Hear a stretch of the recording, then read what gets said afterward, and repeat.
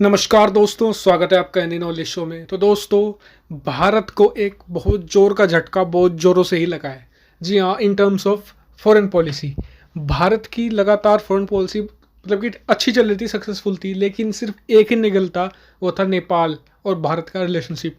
वो अब भी नहीं सुधर रहा है और उसमें बहुत बड़ा झटका लगा है। जी हाँ, मोदी गवर्नमेंट को एक बहुत बड़ा झटका है। अगर आप में इस वीडियो को पूरा देखेंगे तो आप समझ जाएंगे कि क्या है। तो चलिए दोस्तों, वीडियो को पूरा देखना जरूर। तो चलिए दोस्तों, वीडियो को शुरू करते हैं।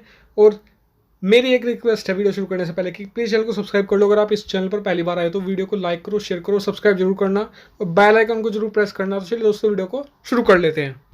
तो दोस्तों, आपको देखा होगा कि पिछले 10 सालों में नेपाल का भारत के पिछले 10 सालों से हो रहा है। आप ये मत सोचिए कि मधेसी आंदोलन से हो रहा है, उससे पहले से ही नेपाल का भारत के अगेंस्ट बहुत ही निगेटिव व्यू रहा है और चीन की तरफ में प्रो चाइनीज होते जा रही है। खासकर ये गवर्नमेंट जो के पी ओली शर्मा की गवर्नमेंट है, ये इंडिया के अगेंस्ट ही काम कर रही है। पिछले बहुत सारे टाइम से बहुत सारे लोन्स लिए हैं, बहुत सारे जो प्रोजेक्ट हैं वो सब हैंडल कर रही है चाइनीज़ जो कंपनीज़ है, जो गवर्नमेंट फंडेड चाइनीज़ कंपनी है वो कर रही है। भारत को बड़ा नुकसान हो रहा है इससे। वो ऐसे कि स्ट्रेटेजिक लोकेशन चाइना और इंडिया के बीच में जो एक स्ट्रेटेजिक लोकेशन है नेपाल की, और साथ ही अब एक और बड़ी खबर का, इसका बुरी खबर का आना कि चाइनीज़ जो अब जो लैंग्वेज है, जो मैडरिन है, ये पढ़ाई जाएगी नेपाल के मोस्ट ऑफ द जो कॉलेज होंगे, यूनिवर्सिटी होंगे उनमें। और इसका जो खर्चा होगा, उन्होंने कहा है कि चाइनीज़ जो गवर्नमेंट ने कि इसके जो टीचर्स का खर्चा सब कुछ सैलरी हम देंगे, बस आप इनके रहने की व्यवस्था कर दीजिए और जैसे कंपलसरी कर दीजिए। बहुत बड़ा सेटबैक हो सकता है दोस्तों ये, क्योंकि आप देखिए कि जो चाइनीज़ लोग हैं वो बहुत ही ज़्यादा तेज़ी से काम दुनिया भर में फैलते हैं। जिस देश में एक बार चले जाते हैं उस देश को पूरा कैप्चर ही कर लेते हैं। अफ्रीका के बहुत सारे देश हैं, आप देखें वहाँ वहाँ पर जो मडरिन चाइनीज़ लैंग्वेज है वो सेकंड हो गई है, सेकंड नंबर पे आ गई है। वहाँ की जो ओरिजिनल लैंग्वेज है उन्हें ख़त्म कर दिया है। नेपाल में भी ये हो सकता है। ऐसे ही धीरे धीरे प्रोसेस स्टार्ट होता है। नेपाली लैंग्वेज को थ्रेट है और नेपाल एक तरह से कहीं ऐसा ना हो कि फ्यूचर में ये एक स्टेट बन जाए, देश ना बने, एक चाइना का स्टेट बन जाए। इसमें कुछ गुंजाइश नहीं, हम कुछ कह नहीं सकते, क्योंकि आपको पता है चाइना की पॉपुलेशन कितनी है। जब यहाँ पर मैडरिन लोग सीखने लगेंगे तो ये लोग वहाँ जाएंगे, उनके लोग यहाँ आएंगे। तो बहुत सारे देशों में ऐसा होता है कि मेजोरिटी ऑफ द पीपल ऐसा कर देते हैं। जैसे कि अभी आपको एग्जाम्पल दूँ मैं क्रीमिया का। क्रीमिया में जो एक यूक्रेन का पार्ट था वो, लेकिन हुआ क्या कि जो क्रीमिया के लोग बहुत ज़्यादा रशियन बोलते थे।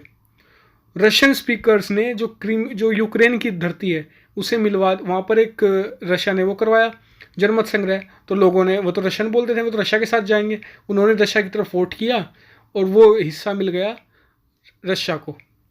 तो इस तरीके से बहुत सारी चीज़ें हो सकती है जो भारत के लिए बहुत घातक है, और भारत से भी ज़्यादा नेपाल के लिए घातक है। मुझे समझ में नहीं आ रहा कि नेपाल गवर्नमेंट क्या करना चाह रही है, उनका कुछ क्या प्लान है फ्यूचर में, कोई नहीं समझ पा रहा। सिर्फ डेवलपमेंट, दोस्तों डेवलपमेंट आप जो लोन से डेवलपमेंट नहीं होती। इतने सारे लोन से जो बहुत ही ज़्यादा हाई इंटरेस्ट पे लिए जाते हैं, जो हेल्दी लोन्स होते हैं वो वर्ल्ड बैंक देता है। जो मतलब कि वर्ल्ड बैंक होता है वो लोन ऐसे देता है कि जो अच्छे प्रोजेक्ट होते हैं जिनसे इन्वेस्टमेंट रिटर्न आने की गुंजाइश होती है उनमें दिया जाता है, वर्ल्ड बैंक देता है उन्हें। IMF के और चीन के जो लोन होते हैं सबसे बुरे लोन होते हैं ये दुनिया में।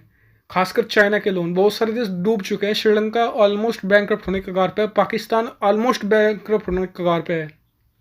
भारत के लिए डेंजरस ये इसलिए भी है क्योंकि अगर नेपाल को कोई भी दिक्कत आएगी तो वो तो भारत की तरफ ही मुंह बाय खड़ा रहेगा मदद के लिए, और भारत को मदद करनी पड़ेगी क्योंकि उसकी लोकेशन, ये स्ट्रेटजिक लोकेशन और हमारे संबंध ऐसे रहे हैं कि हमें मदद करनी पड़ती है। भारतीय गवर्नमेंट मदद करती भी है इस चीज़ के लिए। लेकिन चलिए, हमें एक बात की तारीफ करनी पड़ेगी चाइनीज़ गवर्नमेंट की। चाइना की गवर्नमेंट ने अपनी हर चीज़ को बड़ी सिस्टमेटिक तरीके से लागू करते दुनिया भर में। अपना जो व्यापार का प्रभुत्व है उसे भी, अपनी जो व्यापार की शक्ति है उससे दुनिया में अपनी डंका बजाकर अपना काम करवाते हैं वो। आपको बताऊं कि एक मानवाधिकार कार्यकर्ता था, आपको एग्जांपल दे रहा हूँ, छोटी सी स्टोरी है। एक मानवाधिकार कार्यकर्ता था चाइना में, तो क्या उस पर उसे अरेस्ट कर लिया गया चाइनीज़ गवर्नमेंट द्वारा, कुछ ऐसी मतलब गवर्नमेंट के अगेंस्ट कुछ करने के लिए। तो फिनलैंड और नॉर्वे ने मिलकर उस पर UN में इसके लिए मसला उठाया।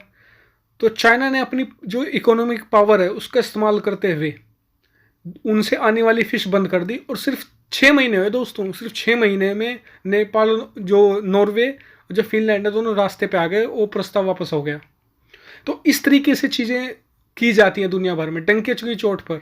और अपनी जो इस तरह की जो कल्चरल, जो इस तरह से अपनी जो लैंग्वेज का प्रसार कर रहे हैं, अपनी पहनावे वगैरह का प्रसार कर रहे हैं, ये एक बहुत बढ़िया चीज़ है। भारत में तो आप इसके बारे में सोचना छोड़िए, सपना भी नहीं देख सकते। सपने में भी आपका विरोध होना शुरू हो जाएगा। हिंदी भारत में मेजोरिटी ऑफ द पीपल, ठीक है यार, हिंदी दो लैंग्वेज भी तो सीखी जा सकती है। हम नॉर्थ इंडिया में लोग रहते हैं वो भी तो हिंदी इंग्लिश सीखते हैं, उन्हें तो कोई प्रॉब्लम नहीं होती। साउथ इंडिया में भी सीखी जा सकती है। और इससे दोस्तों एक कंट्री यूनिफाई हो जाता है। चाइना में ऐसा नहीं था कि सिर्फ मंडेरिन ही बोली जाती है, वहाँ पर बहुत सारी, करीबन भारत की जैसी बहुत सारी लैंग्वेजेस हैं। लेकिन चाइनीज़ गवर्नमेंट ने क्या किया कि आप वो भी सीखे, कोई इशू नहीं है, लेकिन मंडेरिन को आप सेकंड प्रेफरेंस या फिर फर्स्ट प्रेफरेंस कुछ स्टेट में ऐसा कर दिया, तो सबको पूरा कंट्री एक यूनिफाई हो गया। इससे बहुत ज़्यादा फ़ायदा मिलता है। भारत में तो अगर इस चीज़ के बारे में बात भी करें तो इसे कह देते हैं नीडलेस इशू, ये तो यानी इसकी कोई ज़रूरत नहीं। लेकिन इसकी सबसे ज़्यादा ज़रूरत है, एक देश को यूनाइट करने के लिए हर चीज़ सेम होनी चाहिए। और आज़ादी के बाद ये ऑलमोस्ट हो चुका था, लेकिन जैसे ही आंध्र प्रदेश का, मैं किसी को डिग्रेड नहीं कर रहा हूँ, पहले ही बता दूँ कि आंध्र प्रदेश को भाषा के आधार पर जैसे ही बांटा गया, उसके बाद तो ये सब कुछ शुरू होता ही चला गया, फिर ये फासला आज तक नहीं रुका। तो इस चीज़ को इंडियन गवर्नमेंट को थोड़ा देखना चाहिए, टैक्टिकल उनके साथ बात करनी चाहिए, जो स्टेट के जो लोग हैं। जैसे कि मेन दो ही स्टेट है जिसके खिलाफ आवाज़ उठाते हैं, एक तो तमिलनाडु और दूसरा है आपका केरल, और तीसरा स्टेट है, लेकिन हाँ इसके साथ बात की जा सकती है, आंध्र प्रदेश और कर्नाटका के साथ बात की जा सकती है, वो बात करने को तैयार रहते हैं इन मसलों पर। लेकिन तमिलनाडु मेन है, अगर तमिलनाडु के साथ बात करके कोई नहीं, आप इंग्लिश भी सीखते हैं, ऐसे करके आप बात कर सकते हैं। तो दोस्तों चाइना की देखो, यहाँ तो अपने दुश्मन की हमेशा अगर कोई अच्छी चीज़ करता है तो उसकी तारीफ़ जरूर होनी चाहिए। हमें चाइना की तारीफ़ करनी चाहिए कि वो, चाइना के लिए भारत दुश्मन है, लेकिन वो हमें जिस तरह से टैकल कर रहा है पिछले कुछ सालों में, वो एक काबिल तारीफ़ चीज़ है। हम ऐसा नहीं कर सके, और तो छोड़िए अमेरिका चीन को ऐसा नहीं कर सका।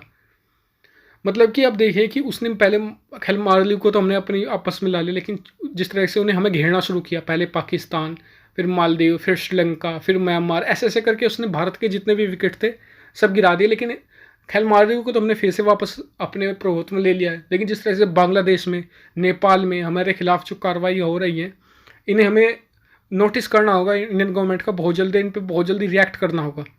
दूसरी बात, एक इसका सबसे बड़ा मसला ये भी है, क्योंकि भारतीय कंपनियों के जो प्रोजेक्ट होते हैं ना, बड़े डिले होते हैं। मतलब कि आज बनाना शुरू किया है, 2-3 साल ले लेते हैं।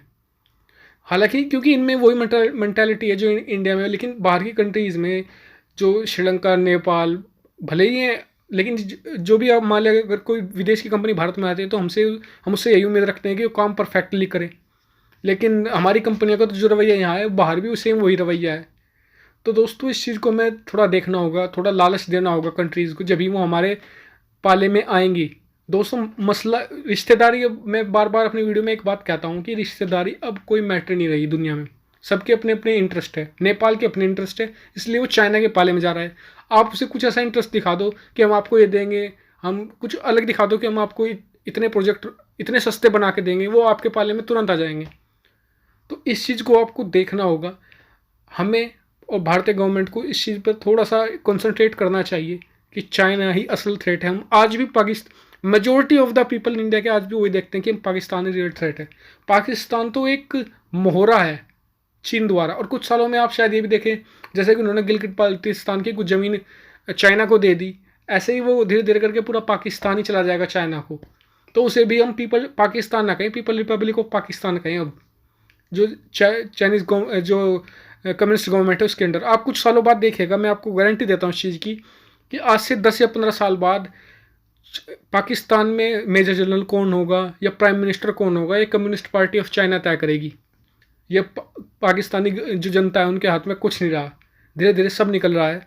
और किसकी भी ना पर सिर्फ और सिर्फ ये कि हम भारत को डिफीट कर दे, सिर्फ एक ख्वाब, ये वो अपने जो लोग हैं उन्हें मार रहे हैं, धीरे धीरे उनका खात्मा अपने होने के कगार पर है। लेकिन हमें दूसरों से कोई मतलब नहीं, हमें अपने जो मसले हैं उन पर ध्यान देना है। सबसे बड़ी बात, नेपाल में बहुत जल्दी ध्यान देना होगा, हमें नेपाल को टैकल करना होगा, क्योंकि मालदीव के बाद अगर कोई कंट्री है दुनिया में, बता रहा हूँ मैं, पूरी सिर्फ भारत के नहीं, दुनिया में अगर नेपाल के बाद कोई कंट्री है जो चीन के पाले में सबसे तेज़ी से जा रही है, तो वो नेपाल है, जो चीन को बिल्कुल बिल्कुल ऐसा मानता है, भाई मानने लगा है। क्योंकि जो चाइनीज़ प्रोजेक्ट हैं बड़ी तेज़ी से काम करते हैं, फास्ट एकदम मूवेबल प्रोजेक्ट होते हैं, सस्ते प्रोजेक्ट होते हैं, क्योंकि वो चीज़ें मास प्रोडक्शन में बनाती हैं। वो ऐसा नहीं कि थोड़ा थोड़े में बनाए। अगर आप कोई चीज़ थोड़ा थोड़ा करके बनाएंगे तो वो बड़ी महंगी पड़ती है, लेकिन उनके वहाँ ऑलरेडी बहुत सारे प्रोजेक्ट चल रहे होते हैं, कुछ वहाँ खपा दिया कुछ यहाँ खपा दिया, ऐसा करके उनके बड़े सस्ते होते हैं। तो इंडियन कंपनीज़ को खड़ा करना होगा, जो यूथ है इंडिया में जो स्टार्टअप करना चाहता है, इन्हें खड़ा करना होगा और इन्हें ही लगाना होगा काम पे। जो बिजनेसमैन है ना, यही भारत को एक अहम रोल दिलवा सकते हैं वर्ल्ड पॉलिटिक्स में। तो दोस्तों, आपका इस पर क्या व्यू है, प्लीज़ कमेंट करके ज़रूर बताइएगा। और क्या करना चाहिए इंडिया को, देखते हैं किसका सोल्यूशन सबसे सही होगा। मैंने अपना व्यू आपको दे दिया है। तो इस वीडियो में इतना ही। प्लीज़ चैनल को सब्सक्राइब कीजिए, मैं ऐसी ही बहुत सारी इन्फॉर्मेटिव वीडियो लेके आता रहता हूँ इस चैनल पे। और आपको पूरा का पूरा नॉलेजफुल जो वीडियोज़ है वो इस चैनल पर मिलती रहेंगी, डिफेंस के बारे में, फॉरेन पॉलिसी के बारे में, इसके अलावा भी बहुत सारी वीडियोज़। तो चलिए दोस्तों, इस वीडियो को आज यहीं ख़त्म करते हैं। वीडियो देखने के लिए आपका बहुत बहुत शुक्रिया।